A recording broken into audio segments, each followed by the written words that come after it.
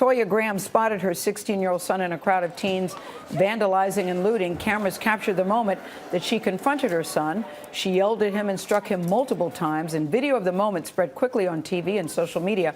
More than 2 million people viewed her response to the attention on our Facebook page. The hashtag Mom of the Year began trending on Twitter, and today, Toya Graham, a single mom of 6, joins us only on CBS This Morning. Good morning to you, Ms. Toya Graham. Good morning. So Good morning. Here's the front page of the paper this morning. It says, forget the National Guard, send in the moms. They're calling you hero mom. Do you feel like a hero mom this morning? I don't. Because what was your intention? My intention was just to get my son and have him be safe. Mm-hmm.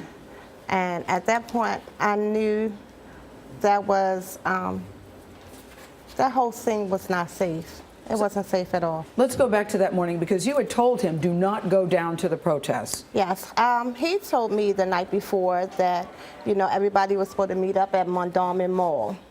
And I said to him, Michael, go to school. Don't go to Mondawmin. But you knew? But, you know, me and my oldest daughter, I had a doctor's appointment, and we started getting phone calls that they was letting the schools out early, that they were shutting down Mondawmin, and she was like, Mom, we have to go. Wow. You know, you have to leave the doctors off, we have to go.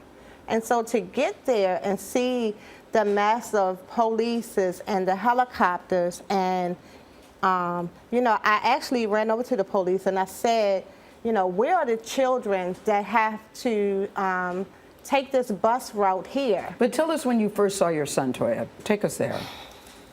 So after speaking with the police officer, and he pointed across the street from Mondawmin Mall, I stood there on the same side as the police with the shields, and they were throwing bricks.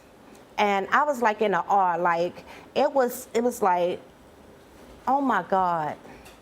And to see my son come across the street with a rock in his hand, I think at that point I just lost it. You recognized the baggy sweatpants. I recognized the baggy sweatpants. He did have the hoodie on, and he did have the face mask on, but it was something about those sweatpants he had on.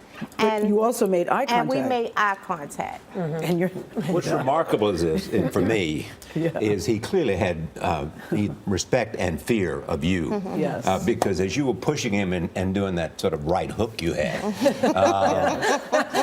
he was backing off. I mean, what was he saying to you? Mom, okay, mom, you know, and I was pretty much just telling him, you know, how dare you do this?